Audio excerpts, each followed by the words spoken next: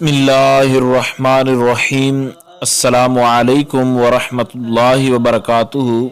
बात करेंगे आज मोहब्बत के एक ऐसे वजीफ़ा के मुताल्लिक़ कि जिसको करने से इंशाअल्लाह अज़ीज़ आपको ज़रूर बिज़रूर फ़ायदा हासिल होगा और ये इंतहाई मुजर्रब और इंतहाई आसान और बाकमाल वजीफ़ा है। और अल्लाह रब्बुल जलाल से ये दुआ भी है कि खालिक़े कायनात आपको इस वजीफ़ा के अंदर जायज़ मकसद के लिए, आपकी मोहब्बत के लिए जो है आपको कामयाब फरमाए।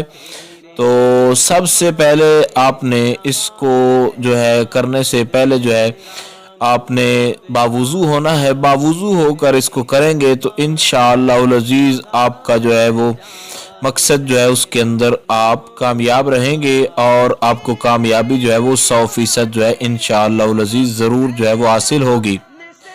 तो आपने सबसे पहले चाकू या छुरी लेनी है। तो हर चाकू या छुरी के दो साइडें होती हैं, एक साइड जो होती है उसकी लेफ़्ट और दूसरी राइट साइड होती है। तो आपने उसकी एक साइड पे जो है वो आपने इन्नल्लज़ीना आमनू व अमिलुस्सालिहाति सयजअलु लहुमुर रहमानु वुद्दा, ये आपने जो आया करीमा है इसको आपने 7 मरतबा पढ़कर आपने एक साइड पे फूंक मारना है। और आपने ऐसा करना है कि जब भी आया करीमा को शुरू करना है, शुरू में बिस्मिल्लाहिर्रहमानिर्रहीम ज़रूर पढ़ना है। बिस्मिल्लाहिर्रहमानिर्रहीम इन्नल्लज़ीना आमनू व अमिलुस्सालिहाति सयजअलु लहुमुर रहमानु वुद्दा।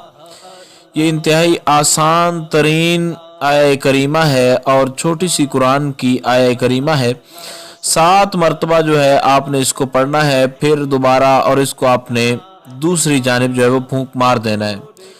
दोनों जानिब आपने 7-7 मरतबा जो है वो फूंक मारने हैं, यानी 49 बार जो है एक तरफ पढ़कर फूंक मारा जाएगा और दूसरी तरफ जो है 49 बार जो है वो पढ़कर फूंक मारा जाएगा। अब दोबारा से मतलब कि कुछ लोग सोच रहे होंगे कि इकट्ठा 7 मरतबा जब आप इसको पढ़ेंगे तो आपने जो है एक साइड पे फूंक मारना है और दोबारा 7 मरतबा पढ़ने के बाद जो है दूसरी जानिब फूंक मारना है। इस तरीके के साथ 7-7 बार दोनों तरफ आपने फूंक मारने हैं।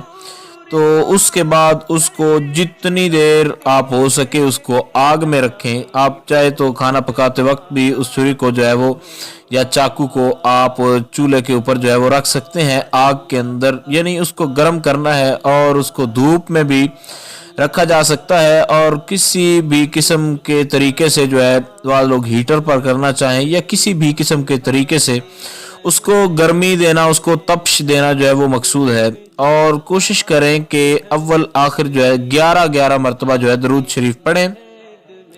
जो भी दरूद शरीफ जो है वो आपको आसानी के साथ आता हो, आपको याद हो, तो वो दरूद शरीफ आप पढ़ें।